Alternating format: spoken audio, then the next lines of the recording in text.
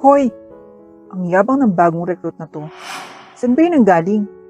Sino siya sa tingin niya? Reklamo ni Geraldine habang nakasandal sa mga braso at nakakunot ang noo habang nakatingin sa bagong recruit na ang pangalan ay Leah.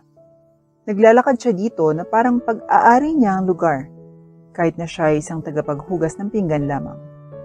Ang yabang niya. Sinusuot niya ang mga mamahaling kwintas at hikaw na yan. Ay bet, pautang ang mga yan. Reklamo ni Geraldine habang si Fear naman ay nakatingin sa kanya ng kakaiba.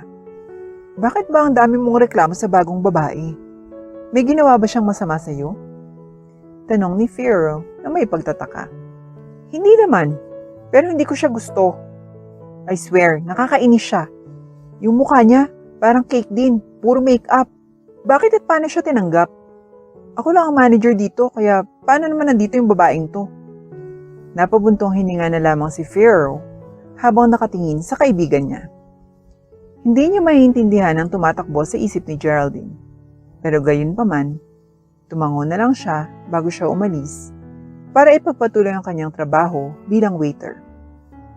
Iniwan itong mag-isa si Geraldine habang nakatingin sa bagong recruit na may galit sa mga mata. Hindi niya gusto ang bagong recruit. Nakakaramdam siya ng pananakot sa kanyang katayuan, kaya naman hindi niya masyadong gusto si Leah. Pero hindi naman niya aminin kay Geraldine ang katotohanan iyon at kahit kanino. Habang si Geraldine ay nakatutok kay Leah na naghuhugas ng mga plato at lababo, biglang pumasok sa isip niya ang isang masamang ideya. Ngumiti ng masama si Geraldine bago niya sinabi ang mga salitang, "Sino ka ba sa tingin mo, Leah? Pagsisisihan mong pumunta ka dito at sinubukan mong agawin ang posisyon ko. Sa pagtatapos ng linggo, mawawala ka na sa restaurant na to at sisiguraduhin kong hindi ka na makakabalik." Sabi ni Geraldine bago siya tumawa at naglakad palayo sa kusina habang patuloy siyang nakangiti na parang baliw. Napabuntong hininga na lamang si Leah nang sa wakas ay natapos na niya ang huling batch ng mga pinggan na hinuhugasan niya. I wonder kung anong ginagawa ni Papa ngayon.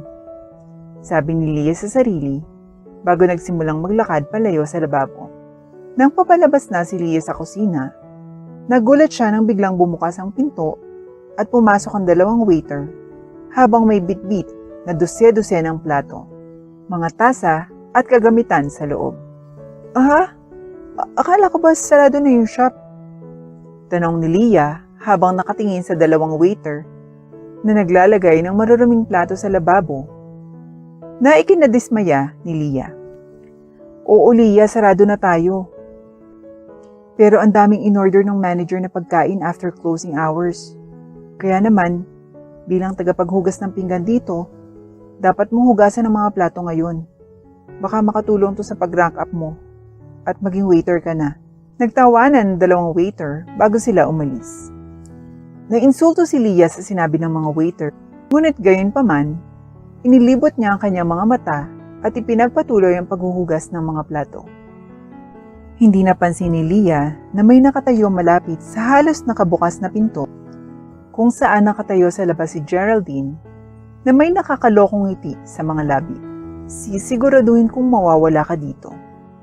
Bulong ni Geraldine sa sarili bago siya naglakad patungo sa counter at binayaran ang kanyang mga in-order. Kinabukasan, napabuntong hininga si Leah nang makarating na siya sa restaurant. Ika-4 na araw niya iyon ang pagtatrabaho bilang dishwasher ng restaurant at hindi niya ito nagustuhan. Lubos na sinisisi ni Leah ang kanyang ama dahil dito. Seryoso, ang kulit talaga ni Papa. Reklamo ni Leah at bumuntong hininga bago siya nagsimulang magtrabaho. Dumating si Geraldine isang oras pagkatapos ng pagdating ni Leah at may masamang ngiti siya nang pumasok sa restaurant. Nagtataka si Pharaoh kung bakit mukhang tuwang-tuwa ang kaibigan niya. Kaya't nagpasya siya itong lapitan at tanungin.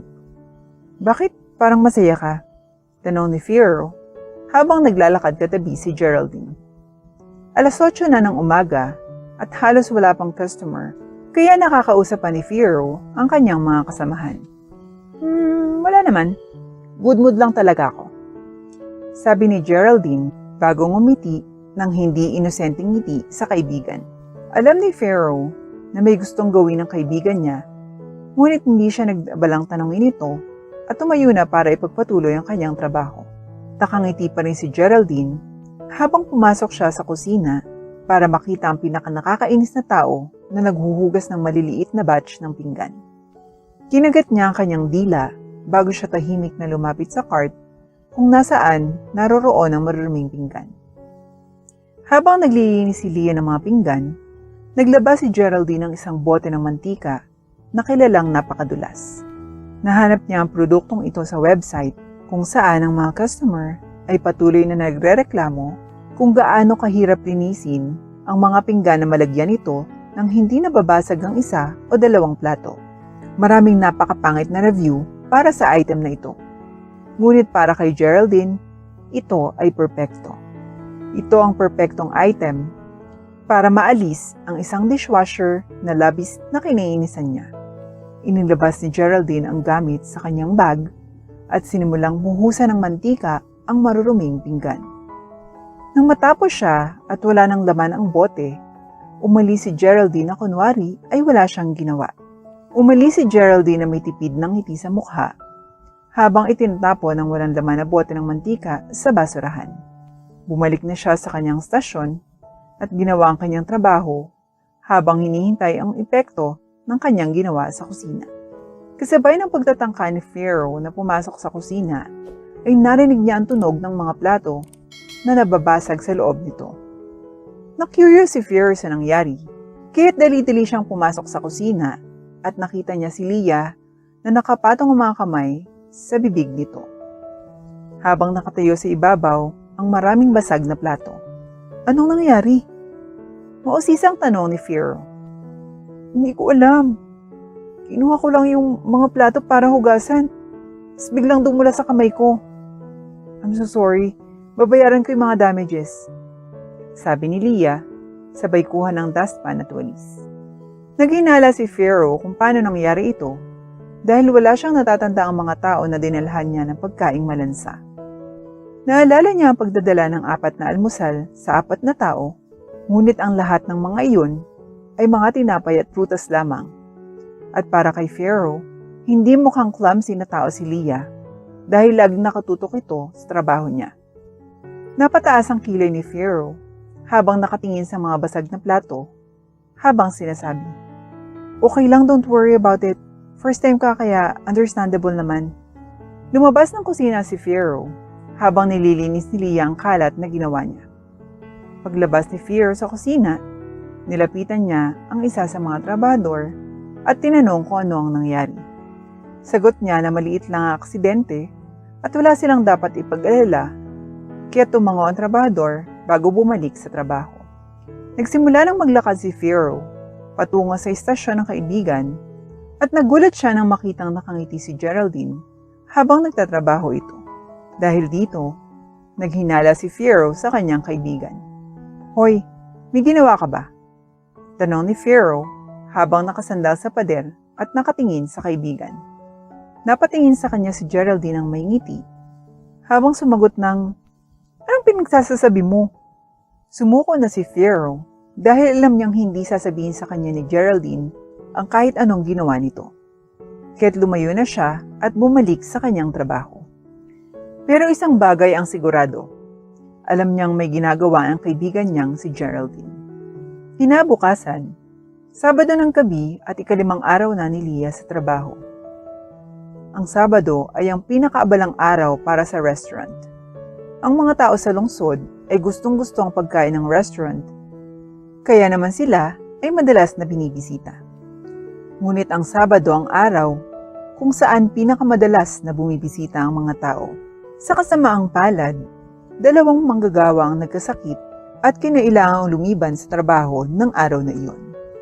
Dahil napakabilis ni Leah sa kanyang pagtatrabaho sa paghuhugas ng pinggan, nag-alok siyang maging waiter sa gabi.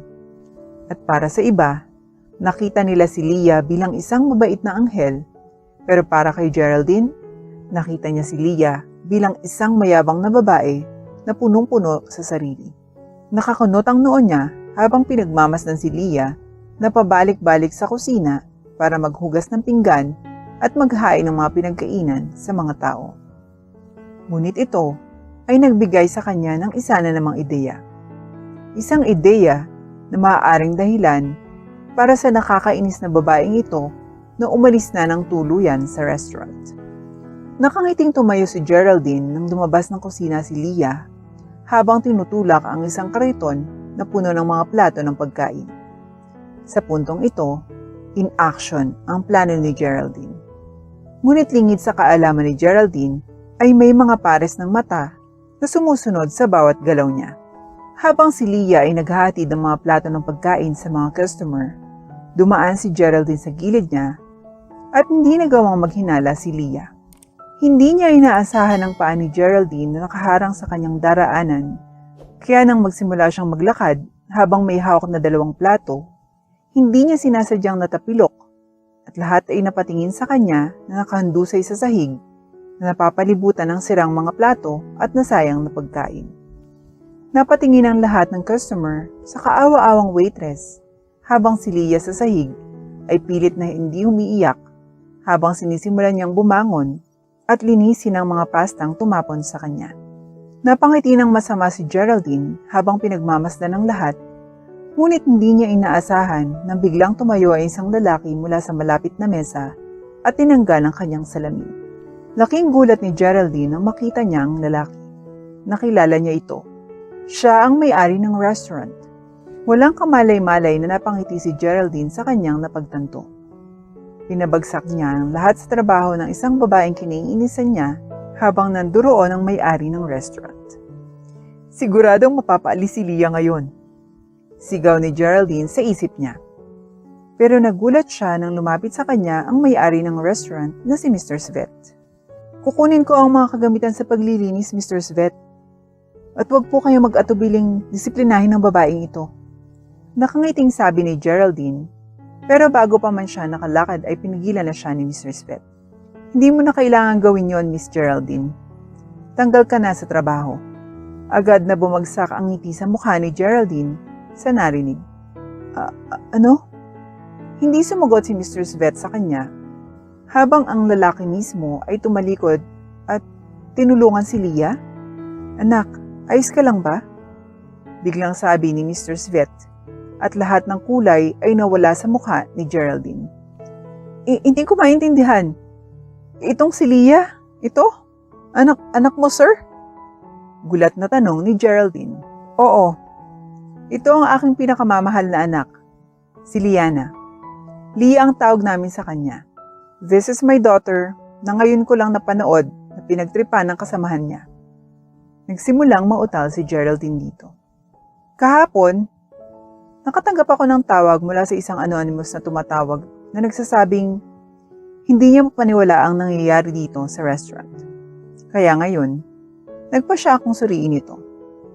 Pero hindi ako makapaniwala sa nakita ko ngayon, Miss Geraldine. Dahil sa pagmamaltrato mo, hindi lang sa anak ko, kundi sa iba mo pang mga katrabaho, ay tinatanggal na kita sa trabaho mo. Hindi na nag-abalang magmakaawa pa ni Geraldine habang umiiyak at tumakbo palayo. Humihingi ako ng paumanhin para dito, mga ginoo at mga binibini. Panimula ni Mr. Svet habang nakatingin ang ilang customer at nakasaksi sa mga nangyari. Dahil sa hindi magandang pangyayaring ito, gusto kong sabihin na libre ang pagkain ng lahat ngayong gabi. Please, enjoy the rest of the night. Sabi ni Mr. Svet at naghiyawan ang mga customer. Kinuha ni Mr. Svet ang kanyang coat at ibinigay sa kanyang anak at nagsimulang lumabas ng restaurant. Ngunit bago sila tuluyang umalis sa establishmento, lumapit si Mr. Svet sa lalaking nasa likod ng lahat. Salamat sa pagsasabi sa akin, binata. Dahil sa katapatan mo, promoted ka na bilang manager. At isa pa, sabihin mo sa iyong mga katrabaho na nakatanggap sila ng bonus kaya't magtrabaho sila ng husto ngayong gabi, sabi ni Mr. Svet habang nakangiti bago siya naglakad palayo kasama ang kanyang anak. Nakonsyensya si Firo sa ginawa niya kay Geraldine, pero mali ang ginagawa nito at nakuha lang niya ang nararapat sa kanya.